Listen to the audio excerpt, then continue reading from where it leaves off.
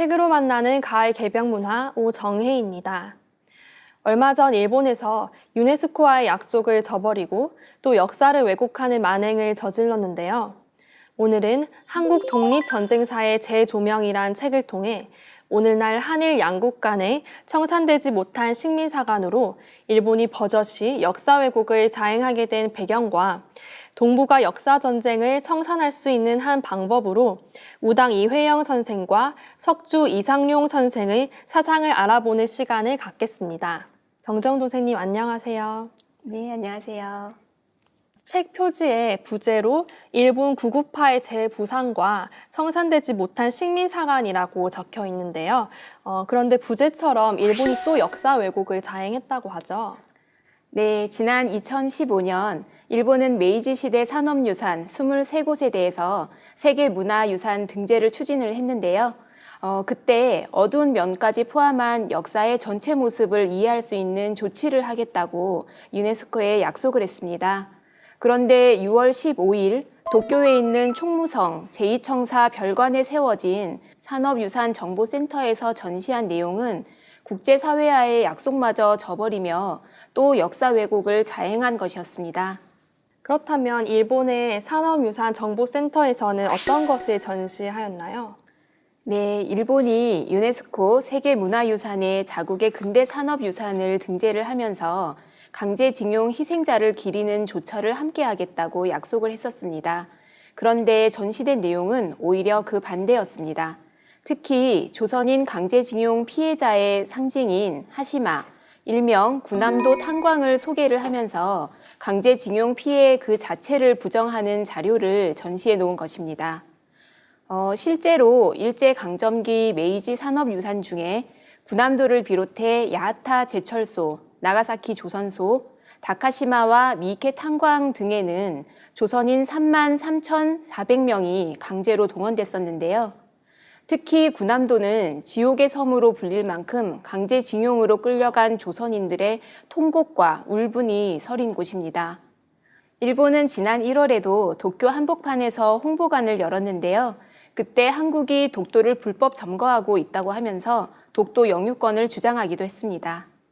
해방된 지 75년째인데도 아직도 일본이 역사 왜곡을 자행하고 있는 이유를 이 책에서는 제2차 세계대전이 끝난 후 청산되지 못한 군국주의 세력과 그들의 역사관을 그대로 이어온 것이라고 하는군요. 예, 그렇습니다. 독일의 히틀러는 1945년 4월 3일 권총 자살을 했습니다. 그리고 독일은 무조건 항복을 선언했는데요. 그리고 이탈리아의 무솔리니도 히틀러가 자살하기 이틀 전에 처형을 당했습니다. 그런데 세계를 전화로 몰아넣은 독일과 이탈리아, 일본 3국 중에서 일본의 히로히토 왕만은 아무런 처벌을 받지 않았습니다. 오히려 처벌은커녕 일왕과 전범들은 패전 후에도 승승장구했습니다. 그 결과로 급기야 일본에서는 매년 야스쿠니 신사를 참배하는 국회의원 모임까지 생겼는데요. 야스쿠니 신사는 아시다시피 청일전쟁, 러일전쟁, 만주사변, 제2차 세계대전 등에서 숨진 246만여 명을 신격화해서 제사를 지내는 일본 최대 규모의 신사입니다. 그런데 특히 더 문제가 되는 점은 이 신사에서 A급 전범 14명의 위패가 함께 모셔져 있다는 것인데요.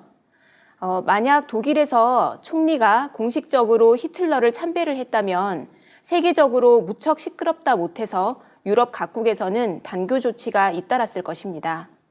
일본에서 이러한 일들이 버젓이 자행되고 있는 것은 2차 세계대전 패망 후 연합국의 일본 점령 정책의 변화에 따른 전범자 처리에 그 원인이 있습니다.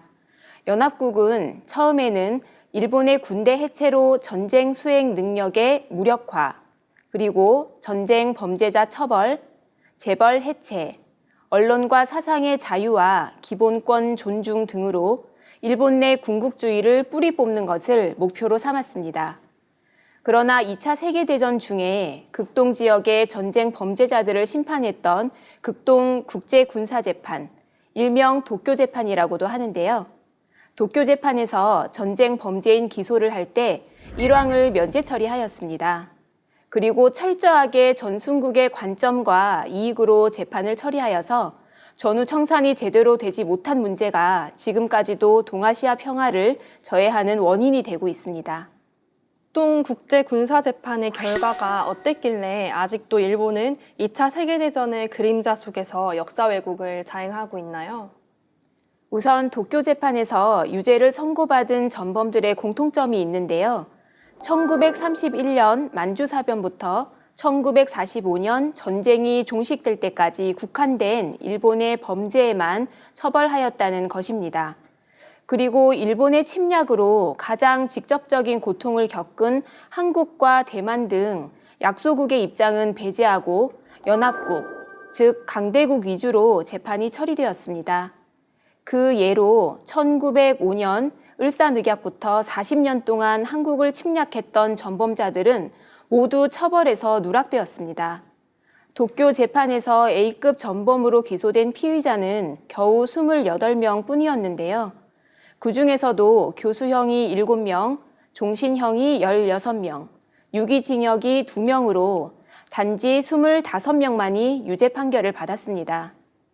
그나마 교수형을 선고받은 7명을 살펴보면 영국령을 공격한 기무라 헤이타로 사령관, 미국의 진주만을 공격한 도조 히데키 수상, 미국령이었던 필리핀의 민간인을 학살한 무토 아키라 육군 중장, 중국 침략을 주도한 도이하라 겐지 육군 대장, 만주 사변을 일으킨 관동군 참모 이타가키 세이시로, 남경 학살을 자행한 히로타 고키 수상과 마스이 이완의 육군 대장으로 모두 영국, 미국, 중국의 피해에 한한 피의자들입니다.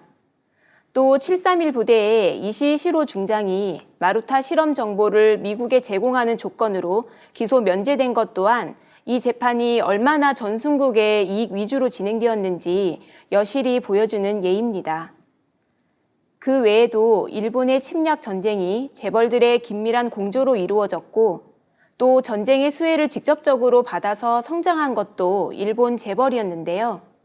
연합국은 재벌 해체라는 처음의 목표와는 달리 당시 일본 재벌들을 전범 기소에서 모두 제외시켜 처벌하지 않았습니다. 그렇다면 당초 일본의 군국주의를 뿌리 뽑겠다는 계획을 변경해서 재판을 처리한 이유는 무엇인가요? 네, 그것은 미국의 극동 정책이 변화됐기 때문입니다. 잘 아시다시피 2차 대전 종전 후에 세계는 공산주의 진영과 자본주의 진영으로 갈라졌습니다. 그런데 미국은 중국을 반공의 지렛대로 삼아서 일본에서 민주화와 비군사화를 실시하려고 했었는데요. 1946년 중국에서 내전이 재발했습니다. 그리고 1949년 1월에 중국 인민해방군이 승리를 했고 중국의 공산화가 기정사실화 되어버렸습니다. 그러자 미국은 동아시아 정책을 수정해서 일본의 우익 세력을 포용하고 처벌 대상이었던 전범들 중에 미국의 협력적인 인물들을 반공전사로 부활시키는 정책으로 전환하였습니다. 이렇게 일본에서는 전범들이, 한국에서는 친일파들이 반공전사로 탈바꿈되면서 한일 양국의 역사 청산이 제대로 이루어지지 않게 되었고 그것이 지금에까지 이르게 된 것입니다. 종전 후 A급 전범이었다가 미국의 정책 변화로 인해 다시 화려하게 부활한 대표적 인물을 소개 부탁드립니다. 네, 먼저 태평양 전쟁 시기 외무 대신이었던 시게미스 마모루는 7년형을 선고를 받았었는데요. 근데 2년 만에 가석방이 된 후에 일본 민주당 부총재가 되었습니다. 그리고 가석방 5년 후에는 현재 일본 여당인 자민당을 창당하게 됩니다. 아이카와 요시스케는 일본 5대 재벌의 하나인 닛산 콘체른을 만든 인물인데요. 만주 중공업 개발 주식회사 총재를 지냈고 참의원에 당선되었습니다. 고다마 요시오는 일본 우익 폭력 조직의 핵심 인물입니다. 특히 아이젠하워 미 대통령의 방위를 위해서 기시 노부스케 요청으로 폭력단을 모아서 방일 반대 시위를 억압하는 등 일본 자민당과 폭력단을 결탁시킨 인물입니다. 경시청 경무부 형사과장 등 경찰 요직을 거쳤던 쇼리키 마스타로는 관동 대지진 때 경찰 조직을 이용해서 조선인들이 우물에 독을 탔다는 소문을 조직적으로 유포해서 조선인 대학살을 불러온 인물입니다. 그는 도쿄 재판 후에 구치소에 수감되었지만 불기소 석방 후에 요미우리 신문을 경영했습니다. 그리고 일본 텔레비전 방송망의 초대 사장에까지 취임을 해서 언론계를 장악했습니다. 이후 북해도 개발청 장관, 일본 원자력위원회 초대 위원장, 초대 과학기술청 장관을 역임하고 1957년에는 국무대신의 자리까지 올랐습니다. 특히 사사카와 료이치는 남경 대학살은 없었다. 종군 위안부는 자발적이었다. 독도는 일본 땅이다 같은 망언을 학술이란 이름으로 조직적으로 유포하는 사사카와 재단을 만든 인물입니다. 사사카와 재단은 막대한 자금으로 한국인 학자들과 대학원생들에게 장학금과 생활비까지 대주면서 일본 극우파 역사관을 연구하게 해서 친일 한국인 역사 학자군을 만들었는데요. 일제 패망과 함께 폐기되었던 제국주의 역사학이 한국에서 다시 등장한 배경에 이러한 일본 극우파의 의도적인 행위가 숨어 있었습니다. 그리고 마지막 주요 인물로 현재 일본 총리인 아베 신조의 외할아버지인 기시 노부스케의 전후 행적을 꼭 살펴봐야 됩니다. 아베 신조의 집안은 A급 전범만 3명이나 있는 일본 우익 중에 최고 정치 명문가입니다. 그의 외조부인 기시 노부스케는 56대, 57대 총리를 역임하였고 기시의 동생 사토 에이사쿠는 61대부터 63대까지 총리를 역임했는데요. A급 전범이었던 아이카와 요시스케는 아베 신조의 할아버지 뻘인데요. 마찬가지로 A급 전범으로 복사 후 야스쿠니 신사에 합사된 마스오카 요시케는 증조뻘이 됩니다. 특히 기시 노부스케는 전범에서 반공 전사로 부활한 대표적인 인물입니다.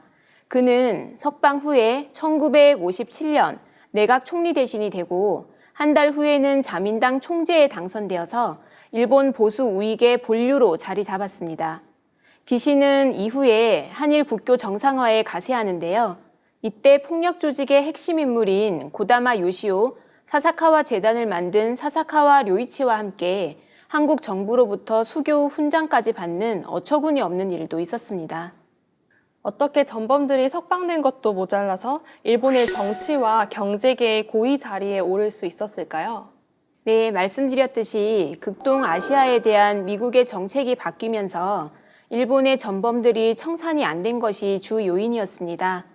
이들이 승승장구할 수 있었던 것은 일본 국민들의 군국주의 체제 청산에 대한 의지가 약화되다 못해서 급기야는 상당수의 일본 국민들이 원폭 투하를 이유로 자신들을 전쟁의 희생자인 양 생각한 것입니다. 나중에는 사형당한 전범들까지 옹호하기에 이르렀는데요. 1960년에는 이들의 유골 일부를 회수해서 순국 730묘라는 이름으로 안장을 하고 국가를 위해 순국한 영웅으로 둔갑시켜 버렸습니다. 또 야스쿠니 신사에 합사된 14명의 A급 전범들을 쇼와 시대 순난자, 즉 쇼와 시대의 공공을 위해 죽은 것으로 미화해서 부르고 있습니다. 게다가 국가에서는 구금 중에 사망한 전범자들을 모두 공무사로 인정해서 그 가족들에게 연금마저 주었습니다. 전쟁에 대한 책임과 반성은커녕 전쟁 범죄자들을 미화시키는 이러한 분위기에서 군국주의를 뿌리 뽑는다는 것은 당연히 어불성설이죠. 결국 이들은 제국주의 시절처럼 국민의 지지를 바탕으로 일본 내 지배층 위치를 유지할 수 있었던 것입니다. 그러면 일본의 분위기는 그렇다 하더라도 어떻게 우리나라에서 전범들에게 훈장까지 수여할 수 있나요? 네, 사실 이 부분이 어떻게 보면 더 화가 나는 부분인데요. 일본에서 전범들이 반공 전사로 부활했듯 광복 후 우리나라에서는 친일파들이 반공 전사로 부활해서 지배층이 되었기 때문입니다. 그런데 우리나라의 경우 익히 아는 정치 경제 쪽보다 청산되지 못한 식민 역사관을 더 살펴볼 필요가 있습니다. 일본의 역사 침략은 과거부터 한국 고대사에 집중되어 있는데요. 이것은 한국 고대사에 대한 침략을 현재의 영토에 대한 침략 논리로 전환해서 이용하고 있기 때문입니다. 즉 과거 자국의 영토였기 때문에 현재 그 영토를 다시 뺏어오는 것은 당연하다는 논리입니다. 이런 논리로 일제는 조선을 강제 점령하고 있을 당시 과거의 조선의 북쪽은 한사군에 의해 중국의 지배를 받는 식민지였고 남쪽은 임나 일본부에 의해 일본의 지배를 받는 식민지였다고 역사를 왜곡하였습니다. 그런데 문제는 광복 후에도 남한의 역사학이 일본의 지배를 여전히 벗어나고 있지 못하고 있다는 것입니다. 광복 후 한국 국사학계의 태도는 일제 점령 시절 일본 식민사학계의 대표적인 인물인 쓰다 소키치에게 역사를 배운 이병도였습니다. 그리고 한국 고고학계의 태도는 김원룡이었는데요. 서울대학교 김용섭 교수의 회고록 역사의 오솔길을 가면서를 보면 광복 후 서울대학교 김원룡 교수가 김용섭 교수의 강의에 참관을 원하는 스에마스 야스카즈를 소개하는 내용이 나옵니다. 이것은 해방 후에도 조선 총독부 산하의 조선사 편수의 출신들이 국내를 들락거리면서 한국 국사학계를 장악한 경성제대 출신 제자들을 여전히 가르치면서 한국 국사학계를 지배한 것을 보여주는 한 장면입니다. 특히 스에마스 야스카즈는 패전 후 일본 우익 세력의 부활을 알리고 다시 한국을 점령할 것이라는 메시지를 던진 임나 흥망사라는 책을 쓴 인물입니다. 이 책에서는 일본 극우파의 역사 침략이 우리 한국인들의 손을 통해 더 심화되고 있는 현재 상황이 더 큰 문제라고 하죠. 예, 그렇습니다. 식민사학자들의 공통점은 우리 고대사, 특히 환국, 배달, 조선의 삼성조와 북부여 역사를 부정하고 고구려, 백제, 신라, 가야의 초기 역사를 국가로 인정하지 않는 것입니다. 즉, 나라가 아닌 작은 동네, 부족 수준이었기 때문에 일본의 역사보다도 우리나라 역사가 짧으며 조선은 그 시작부터 중국과 일본의 지배를 받았다는 것인데요. 쓰다 소키치는 백제가 13세 근초고 왕 때 건국되었다고 주장한 반면 그의 제자 이병도는 광복 후 8세 고이왕으로 건국 시기를 끌어올렸습니다. 그런데 어찌된 일인지 이병도의 제자들은 오히려 쓰다 소키치의 주장으로 퇴행해버렸습니다. 그리고 쓰다 소키치나 이마리시 류가 주장했던 임나 일본부의 강역을 보다 넓게 확장해서 충청도와 전라도까지 임나 일본부의 지배를 받았다고 주장한 스에마스 야스카지의 주장에 대해서 현재 활동하고 있는 역사학자들이 위대한 학문적 성취로 극찬을 하는 작금의 현실이 정말 통탄할 일입니다. 이렇게 남한의 역사학자들이 일본 극우파의 역사관을 전파를 하니 중국에서도 오히려 우리 스스로의 역사 왜곡을 동북 공정에 이용을 하고 있습니다. 그리고 일본에서는 극우 역사단체에 반대 활동을 하는 역사교육자 협의회가 있는데요. 그 단체마저 한국의 역사 왜곡을 진실로 가르치는 현실입니다. 마치 구한말 국가의 주권과 역사를 팔아먹은 매국노처럼 일본에 의해 왜곡된 역사를 그대로 가르치고 있는 지금이 그때와 다를 바 없는 것이 정말 슬픈 현실입니다. 한국이 영토는 해방되었지만 정신은 아직도 일제에 그대로 종속되어 있는 것입니다. 이것을 극복하기 위해서는 우리는 독립전쟁을 하면서 동시에 우리 고대사를 가르쳤던 독립운동가들의 사상과 정신을 되돌아볼 필요가 있습니다. 영토는 해방되었지만 정신은 그대로 일본에 종속되었다는 마지막 말씀의 여운이 강하게 남는데요. 일제 36년간의 아픈 기억 때문에 한국인은 일본을 본능적으로 싫어합니다. 광복 후 75년이 지났지만 아직도 일본이 심어놓은 역사와 정신을 그대로 배우고 있다는 것이 가슴 아픈 일인데요. 그런 의미에서 독립전쟁은 아직 끝나지 않았다는 생각이 듭니다. 독립을 위해 목숨을 불살랐던 우리 선조들께 부끄럽지 않도록 마지막 역사 광복을 위해 한국인이 좀 더 깨어나야 할 것입니다. 도생님 말씀 감사합니다.